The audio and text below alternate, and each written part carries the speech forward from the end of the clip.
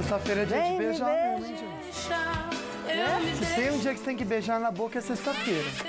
Só na sexta? Não, mas sexta-feira é dia certo de beijar. É que sexta-feira você pode apimentar, porque nem todo mundo trabalha no sábado. Isso, aí se deu ruim, né? Se abusou muito, sábado você descansa. Ah, Pedro, obrigada pela música. Sextou. Beija, beija, beija, mas beija com o coração também. Estamos começando falando nisso nessa sexta-feira e sempre com aquela mensagem para alimentar um pouquinho a nossa alma e alimentar também o nosso coração. Vou fazer uma pergunta para você. Para que tanta pressa? Para que correr tanto na tua vida? Se Deus pode mudar tudo de uma hora para outra. Então faz o seguinte, entregue seus planos nas mãos dele, faz a sua parte, mas com calma, com tranquilidade, principalmente acreditando, com muita fé. Esse é o nosso toque de hoje. Ô Zóio Verde, o que tem no programa? Só deputados presos por corrupção são soltos no Rio e adolescente morre depois de comer doce que ganhou de mulher no trem. Participe do programa, converse e tire suas dúvidas. Uma boa tarde para você, esqueci de dar boa tarde. Olha que falta de educação. A gente tem prêmios para você no nosso Face. Você vai curtir, compartilhar, marcar 2 amigos e concorrer um kit, super kit, Tracta, Polipet e Ortovip também, tá bom? Fácil demais, participe com a gente também pelo telefone, porque hoje tem sorteio para 4 vales para o almoço no Restaurante Consciência, fica no centro de São José dos Campos. É só você ligar ao vivo, fazer sua pergunta e tirar sua dúvida também. Bora aprender? Dia de Papo de Sexta.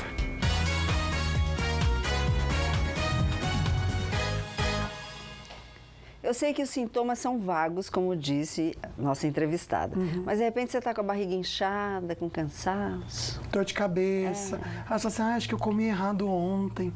Acho que eu tô com... Deu ruim aqui no intestino. Deu ruim, o zóio fica amarelo. Sabe o branco do olho? Sim. Ele fica amarelo, mais amarelo que o meu vestido. Aí já é preocupante, né? Aí já é, né? Pode ser sintoma de gordura no fígado? Tem uma palavra esquisita para isso? Esteatose, é o nome chique de gordura no fígado. Como que é o nome? Esteatose. Esteatose. 30% da população no Brasil tem esteatose hepática. Agora, será que esse problema pode desencadear outras doenças mais graves, né, Luquinha? Como cirrose, como câncer do fígado? A gente ama quando ela está aqui para tirar as nossas dúvidas. Ela que é gastroenterologista da Vale Infusões, Fabiana de Faria Alves. Doutora Fabi. Que já é de casa. Já é de casa. Doutora Fabi já é de casa. Toda quinta dá uma tropeçadinha aqui, às vezes é tão bom, obrigada, viu, Fabi. Sempre. E obrigada para a Fabi também, que está aqui com a gente. Sempre um prazer estar aqui com vocês. Olha, seu vestido está combinando com o Vocês cenário. estão combinando. Olha, nós estamos combinando. A saúde deslumbrante de amarelo. Não foi intencional. Não foi intencional. A gente está tudo combinando, tons e tons aqui. Deixa eu fazer uma pergunta. Nós citamos, doutora Fabiana, alguns sintomas, né? Que é o cansaço, que é a barriga inchada, que é a dor de cabeça, que é a falta de apetite. Aí o olho começa a mudar de cor um pouquinho, branquinho, ficar meio amarelado. Sinal de que o fígado está dando um alerta. Quando o olhinho da gente já começou a ter o amarelãozinho, que a gente chama de icterícia, já é motivo de procurar um médico imediatamente. Mas como você mesmo já acabou de falar, olha só, né, a esteatose, porque onde que vem essa palavra, né? Esteato é gordura, tá? É uma palavra que significa gordura. Então, esteatose é o acúmulo de gordura no fígado. Olha. E todo mundo acha que é assim, sabe, Sol? É só uma capinha de gordura, né? Não. Ah, é sim, o teu fígado está revestido, é uma capinha de gordura. A gente vê muitas vezes as pessoas simplesmente simplificando essa doença e falando assim, é só uma gordurinha no fígado, é só uma capinha de gordura no fígado. Não é isso, a verdade não é essa. O acúmulo da gordura, ela é no meio das células do fígado, que é o hepatócito. E assim, eu falo que o fígado é aquele nosso órgão detox. Tá? Se o fígado da gente não estiver funcionando bem, daí realmente um sintoma, sabe, vago? Sabe quando você está se sentindo assim, tô tão indisposta hoje, uma dorzinha de cabeça, né? Aí pode... sabe aquela dorzinha de cabeça? Será que foi alguma coisa assim que mulher muitas vezes assim, deve ser minha menstruação. A pessoa não chega a pensar primeiramente, que ela pode estar com problema no fígado. E eu falo assim, o esteatose o fígado da pessoa, é como se o fígado estivesse dando para a gente um alerta. Um alertinha. Okay. Olha, o seu organismo não está legal. O Igor está falando que o Eugênio está assim hoje. Vai fazer exame, Eugênio. Daqui a pouco a gente vai saber quais são os exames. Aliás, eu quero saber como é que está a nossa enquete. Até porque eu vou tirar férias, você vai ficar no meu lugar, meu rapaz. Então, você tem que ficar bem saudável para tirar minhas férias. Vai tirar férias, né? Vou tirar, vai começar em novembro. Jesus. Ó, você sofre com gordura no fígado, Sol? 72%, 77% diz que não. Mas olha que interessante, você sabe o que causa gordura no fígado? 73% também diz que não sabe. O programa de hoje é para isso mesmo, né, Sol? Pois é, tem gente dizendo aqui que o pai tem esteatose, etc e tal. Quem que é a... Ai, a Sheila, não é a Sheila, já assumiu aqui, a Sheila Belamino. Meu pai está com gordura no fígado. Tá, a pessoa foi diagnosticada com gordura no fígado. Primeiro, antes de falar sobre o que se faz, como é que é feito esse diagnóstico? Então, o diagnóstico da gordura no fígado, a gente vai usar exames laboratoriais, não só pela clínica do paciente, né? Porque muitas vezes é um pouco vago.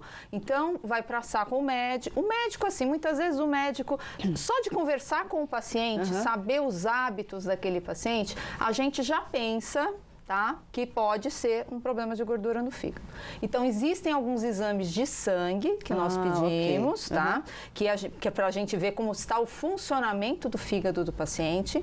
E existe um exame de imagem, que é um exame não invasivo, chamado ultrassonografia. É muito comum para a gente pedir.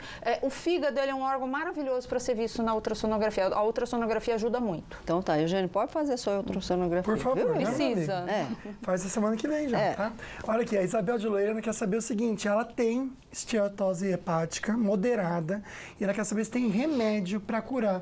Qual que é o tratamento? A doutora já explica pra gente, mas agora a gente também fica bem informado com as notícias da redação.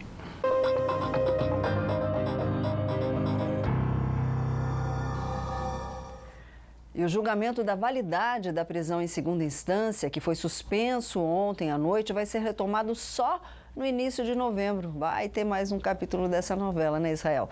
Nosso repórter Israel Goldenstein está na redação do Falando Nisso, tem as informações. Israel, nessa pausa, como é que está esse placar aí, até agora? Sol, tudo bem? Boa tarde para você, boa tarde para o Lucas, para quem acompanha Falando Nisso também. Sol, até o momento o placar está em 4 votos a favor e pelo menos 3 votos contra a prisão após condenação em segunda instância. Ontem votaram os ministros Rosa Weber e também Luiz Fux e Ricardo Lewandowski. Faltavam também os votos de Carmen Lúcia, Gilmar Mendes, Celso de Mello e Dias Toffoli, que tem o voto de Minerva. Vamos agora até Brasília saber todos os detalhes acompanhando o STF lá de perto da capital federal, o repórter Valteno de Oliveira. Como não há sessão plenária na semana que vem, a expectativa é de que o julgamento seja retomado entre os dias 6 e 7 de novembro.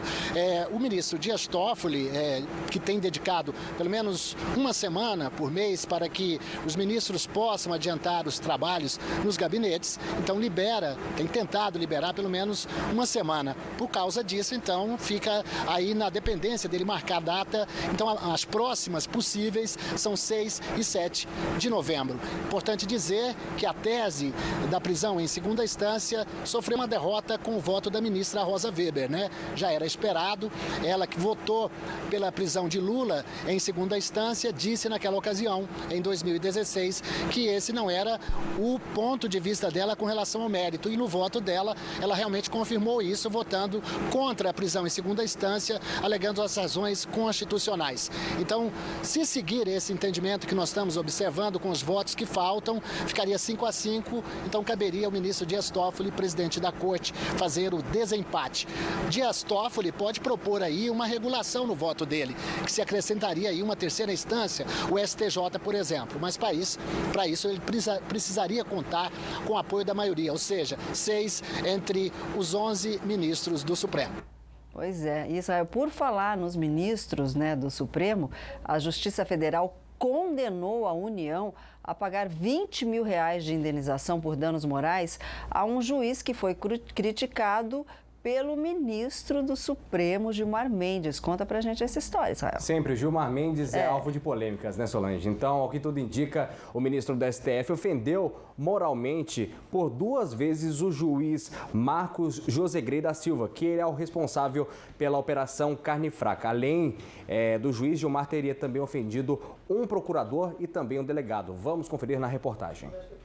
Em 2 ocasiões, no plenário do tribunal, Gilmar falou sobre os prejuízos da Operação Carne Fraca à agropecuária, estimados em mais de 2,5 bilhões de dólares. Ele criticou um delegado da Polícia Federal, um procurador e o juiz que moveu a ação, chamando os 3 de ignorantes e estrupícios que se juntaram e produziram uma tragédia. A Justiça entendeu que o ministro violou a lei da magistratura e condenou a União a pagar indenização de R$20 mil ao juiz Marcos Josegrey da Silva. A AGU já recorreu. Caso perca, não informou se vai cobrar o valor de Gilmar Mendes. O ministro não se manifestou publicamente sobre a decisão, mas com amigos no Supremo comentou: o que seria dos responsáveis pela carne fraca se as empresas prejudicadas resolvessem cobrar da União e deles os prejuízos bilionários causados pela operação?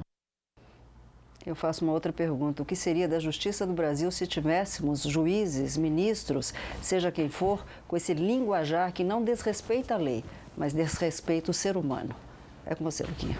Perfeito. Só conversar agora com o Israel sobre as estradas, porque a gente sabe que sexta-feira muita gente quer aproveitar para viajar.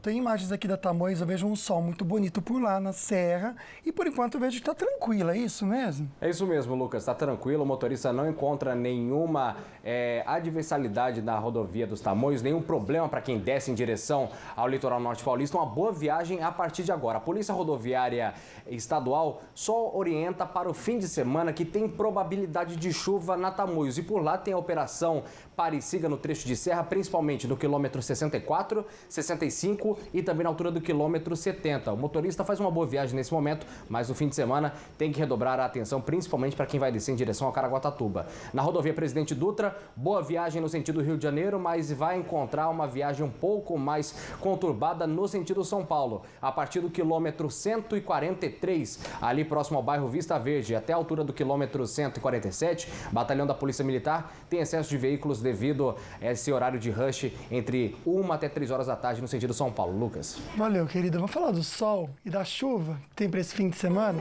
Dias típicos de primavera, viu, gente? Toda a nossa região com sol, mas com chuva também. Campos do Jordão, máxima de 25 graus agora à tarde. Previsão de chuva por lá, o mesmo em Jacareí, Taubaté e Piquete, máximas de 29 e 30 graus. No litoral também uma tarde aí quentinha, né? Com sol e um pouco de chuva, máxima de 27 em São Sebastião e Ilhabela. Em São José, hoje à tarde, máxima de 29. Amanhã não deve chover, máxima de 26, mas a partir de domingo sempre chuvinha. Olha segunda-feira, Solange, máxima de 34 graus. Mas eu não gosto. Mas se prepara. Fala pra ele que eu não gosto. Mas gostando não vai ser. Bom, então segura o tchan que vai ser quente mesmo, viu? Bom, infelizmente uma menina morreu depois de comer doce dado por uma desconhecida. A gente já comenta com vocês no próximo bloco. E hoje aqui no programa também é dia de dicas de saúde para o seu bichinho de estimação. A queda de pelo no gato precisa de suplementação? Daqui a pouco a gente vai falar sobre isso no Meu Amigo Bicho. Se você voltar